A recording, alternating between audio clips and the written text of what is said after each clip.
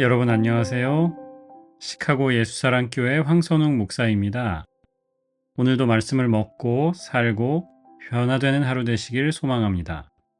10월 23일 수요일 말씀으로 여는 아침입니다. 오늘 우리에게 주시는 말씀은 갈라디아서 3장 10절에서 13절의 말씀입니다. 율법의 행위에 근거하여 살려고 하는 사람은 누구나 다 저주 아래에 있습니다. 기록된 바 율법책에 기록된 모든 것을 계속하여 행하지 않는 사람은 다 저주 아래에 있다 하였습니다. 하나님 앞에서는 율법으로는 아무도 의롭게 되지 못한다는 것이 명백합니다. 의인은 믿음으로 살 것이다 하였기 때문입니다. 그러나 율법은 믿음에서 생긴 것이 아닙니다. 오히려 율법의 일을 행하는 사람은 그 일로 살 것이다 하였습니다. 그리스도께서 우리를 위하여 저주를 받은 사람이 되심으로써 우리를 율법의 저주에서 속량해 주셨습니다. 기록된 바 나무에 달린 자는 모두 저주를 받은 자이다 하였기 때문입니다. 주님의 백성에게 주시는 주님의 말씀입니다. 하나님께 감사드립니다. 갈라디아서를 계속 읽고 있습니다. 오늘 말씀에는 바울의 빈틈없는 방어와 공격이 나온다고 저는 생각했습니다. 배경을 잠깐 다시 반복하면 갈라디아서는 유대주의자들의 거짓말을 논파하기 위해서 써졌죠. 그리고 여전히 구원은 하나님의 은혜로 또 믿음으로 받는다는 것을 강조하기 위해서 써졌습니다. 그래서 방어와 공격이 나옵니다. 먼저 10절에 방어가 나와요. 10절에 이렇게 되어 있죠. 율법에 근거하여 살려고 하는 사람은 누구나 다 저주 아래에 있다. 그리고 구약 성경의 말씀을 인용합니다. 율법책에 기록된 모든 것을 행하지 않는 사람은 다 저주 아래에 있다. 이 인용이 신명기 27장 26절입니다.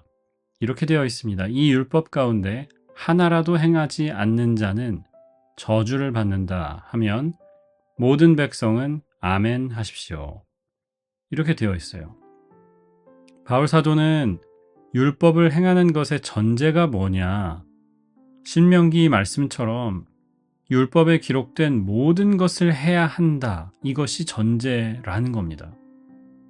할례 좀 했다고 혹은 음식 좀 가려 먹는다고 의로워지지 않는다는 거죠. 오히려 반대로 율법 신앙의 기본 전제인 율법을 다 지켜야 한다는 것을 받아들이게 된다는 겁니다.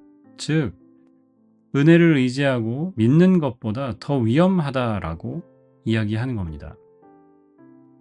유대주의자들은요, 은혜도 필요하고 율법도 필요하다라고 했습니다. 기독교인 것을 부정하지 않고 인정하면서도 여전히 유대교의 그 율법과 관습이 필요하다고 생각한 거죠.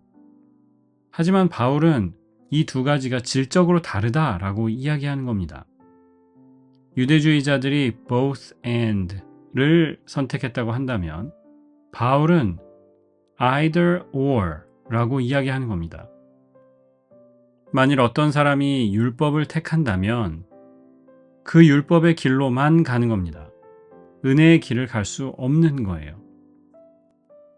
왜냐? 은혜주의 혹은 믿음주의는 전제가 다르죠. 내가 아무것도 할 수 없습니다 라는 것을 인정하는 것이기 때문입니다. 반대로 율법주의는 내가 다 할 수 있습니다. 내가 다 해야만 합니다 라고 하는 것이기 때문입니다. 출발점부터가 다른 거죠. 그 다음에 사도 바울의 공격이 나옵니다. 11절에 이렇게 되어 있습니다. 의인은 믿음으로 살 것이다 하였기 때문입니다. 구약 성경의 하박국 2장에 이 말씀이 있어요.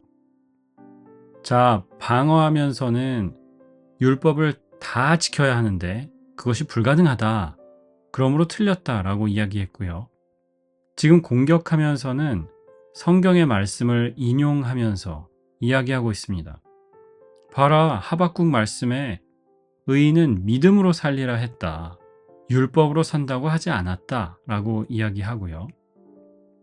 우리가 읽지 않았지만 16절 이하에도 같은 이야기가 나옵니다. 성경의 다른 부분 중에 믿음의 중요성을 말씀하는 부분이 많다는 겁니다. 창세기 아브라함의 이야기에서도 비슷한 이야기가 나오지요. 아브라함이 하나님의 말씀을 믿으니 하나님께서 그것을 의로 여기셨다라고 말씀합니다. 우리 믿음의 조상인 아브라함에게 하나님께서 약속을 주시잖아요. 자녀의 복, 또 땅의 복을 주겠다고 하셨어요. 아브라함이 그 약속을 믿음으로 받았습니다. 그리고 그 믿음으로 받는 행위를 하나님은 의롭게 생각해 주셨어요. 즉, 아브라함을 의인으로 생각하셨다는 거죠. 게다가 이스라엘이 광야에서 시내산에서 율법을 받은 것은 아브라함 이후의 일이지요. 바울은 430년 정도의 갭이 있다고 얘기합니다. 그러므로 무슨 말입니까? 율법보다 하나님의 약속이 먼저라는 겁니다.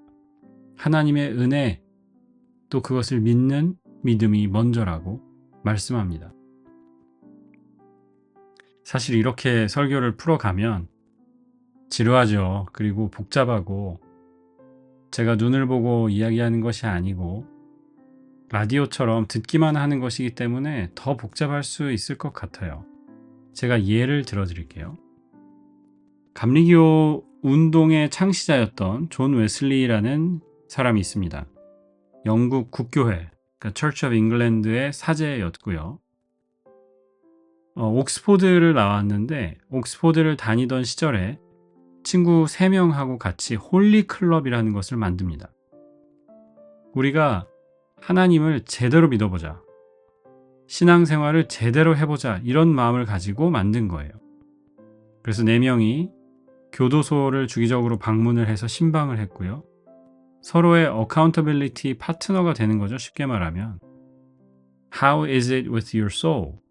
너 영혼은 어떻게 지내고 있어? 라는 질문을 하면서 서로 체크인하고 확인하고 신앙의 훈련들을 계속해 갈 수 있게 격려했습니다. 문제는 이 모든 일들을 하는 중에도 웨슬리 안에 구원의 확신이 없는 거예요. 자기가 열심히 믿는 것은 확실해요. 다른 사람들보다 거룩함에 대해서 더 감수성이 예민하고 하나님을 위해서 한번 살아보려고 노력하고요. 열심히 믿는 것은 확실한데 진짜 하나님이 나를 구원하셨나? 모르겠는 거예요. 그러다가 이 열심히 사는 삶이 계속 반복이 되면서 영국 식민지 중에 그때 미국이 있었거든요. 미국의 선교사를 자처해서 옵니다. 조지아주 사바나 지역에 와서 선교를 하는데 실패하고 말아요. 그리고 정말 쫓기듯이 다시 영국으로 돌아오거든요. 한번 생각해 보세요.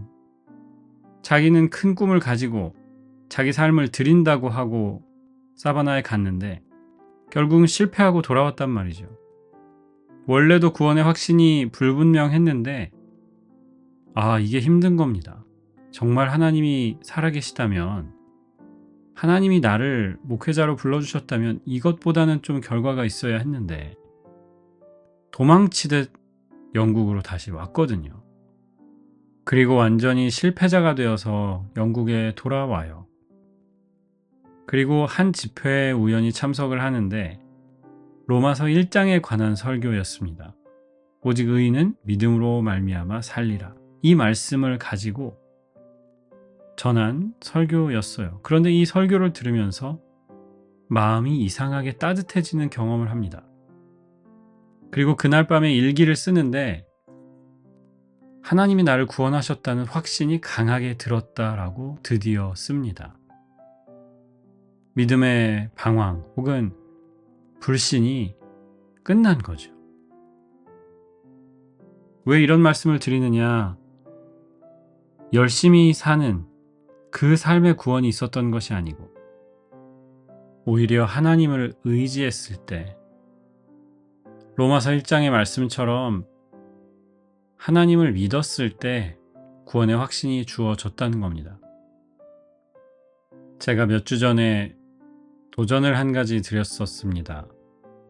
10월 한 달 동안 하나님을 정말 의지하면서 살아보기, 믿으면서, 맡기면서 살아보는 것, 이게 우리 10월 달 목표였거든요. 여러분은 어떻게 하고 계신지 궁금합니다. 하지만 더 많이 하는 것, 더 잘하는 것이 아니고 더 내려놓는 것, 더 의지하는 것이 중요합니다. 하나님은 그런 사람들을 너무너무 좋아하세요. 빈손으로 하나님 앞에 내어드리는 그 마음들. 오늘도 그런 마음으로, 또 이번 한 주간도 그런 마음으로 하나님을 의지하면서 사는 우리가 되길 주님의 이름으로 소망합니다. 기도하겠습니다. 주님 감사합니다. 오직 의인은 믿음으로 살 것입니다. 율법으로 혹은 율법적인 삶으로 구원받지 못합니다. 하나님의 선물을 의지하는 사람들에게 구원의 선물을 주님께서 주실 줄 믿습니다. 이 한 주간 다시 주님과 동행하게 하시고 하나님의 이끄심을 경험하는 우리의 발걸음이 되도록 복내려 주옵소서. 예수님의 이름으로 기도합니다. 아멘.